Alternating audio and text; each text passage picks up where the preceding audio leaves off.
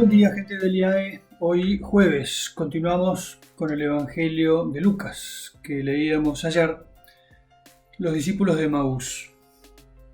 Los discípulos retornaron de Emaús a Jerusalén. Contaron lo que les había pasado en el camino y cómo habían reconocido a Jesús al partir el pan.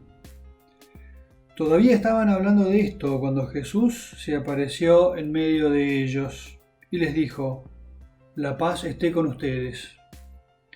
Atónitos y llenos de temor creían ver un espíritu, pero Jesús les preguntó: «¿Por qué están turbados y se les presentan esas dudas? Miren mis manos y mis pies, soy yo mismo. Tóquenme y vean. Un espíritu no tiene carne ni huesos, como ven que yo tengo». Y diciendo esto les mostró sus manos y sus pies. Era tal la alegría y la admiración de los discípulos que se resistían a creer, pero Jesús les preguntó: «¿Tienen algo aquí para comer?». Ellos le presentaron un trozo de pescado asado. Él lo tomó y comió delante de ellos. Después les dijo: «Cuando todavía estaba con ustedes yo les decía, es necesario que se cumpla todo lo que está escrito en mí en la ley y en los de Moisés y en los profetas y en los salmos». Entonces les abrió la inteligencia para que pudieran comprender las escrituras y añadió: «Así estaba escrito, el Mesías debía sufrir y resucitar de entre los muertos al tercer día, y comenzando por Jerusalén, en su nombre debía predicarse a todas las naciones, la conversión para el perdón de los pecados». Ustedes son testigos de todo esto. Es un texto denso en el que nos muestra primero el camino de retorno de los discípulos de Emaús, que van a contar su experiencia y vuelven al cenáculo donde están reunidos los discípulos. No sabemos cuántos, pero, o mejor dicho, estaban ahí los 11 y entonces cuentan lo que ellos han vivido. Y entonces, según el relato de Lucas, Jesús se vuelve a aparecer entre ellos. Estamos en el domingo de la resurrección. Y entonces, claro, lo que decíamos estos días, el gran espanto, asombro, alegría de encontrarse a un resucitado que ha vuelto de los muertos. Y tenemos que tratar de ponernos en la situación de aquellos hombres y mujeres que se iban encontrando con el Señor y que no podían dar crédito a sus ojos, y entonces el Señor los ayuda a involucrarse más, a tocarlo, a mirar los signos. San José María hablaba de las credenciales de Jesús. ¿Cuál es el DNI que les muestra a Jesús para decir soy yo? Las manos y los pies con las heridas de la cruz, diciendo el mismo crucificado es el que está apareciéndose a ustedes. Ese juego, ¿no?, de reconocerlo, no reconocerlo, confiar, desconfiar. Y Jesús que les sigue dando pruebas de quién es y se sienta a comer con ellos. Un pescado asado que tenían por ahí. Algunas de las versiones del Evangelio de Lucas recogen que también le dieron un panal de miel, comidas de la época, y Jesús come con ellos.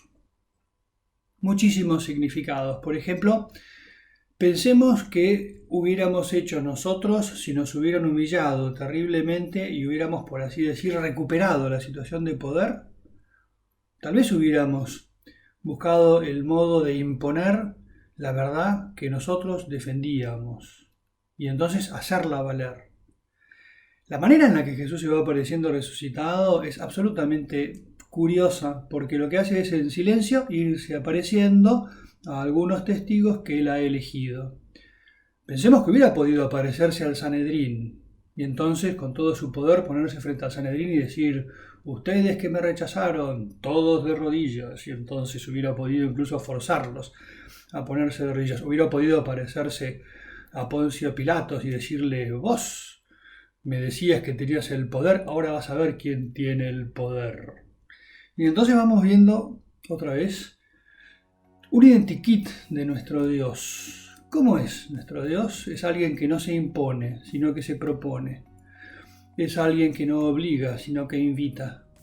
Es alguien que seduce, trata de seducirnos a través de maneras que no son las que utiliza el poder de este mundo. ¿Cuántas veces el cristiano puede a veces tener una cierta nostalgia del poder de Dios que podría imponerse de alguna manera y mover el mundo a que actúe de una determinada manera? Y Dios me dice, libertad, yo dejo en libertad. Después voy a pedir una responsabilidad adecuada, pero cada uno tiene que responder desde su interior. Jesús es lo que está haciendo en este momento y está tratando de mostrarme sus maneras de actuar. Insisto en esta idea de la sutileza con la que se presenta, de la serenidad con la que se presenta. Hubiera podido presentarse a los apóstoles comenzando por un reproche: ustedes me abandonaron. Y sin embargo, la primera palabra que le sale es: la paz sea con ustedes, no teman.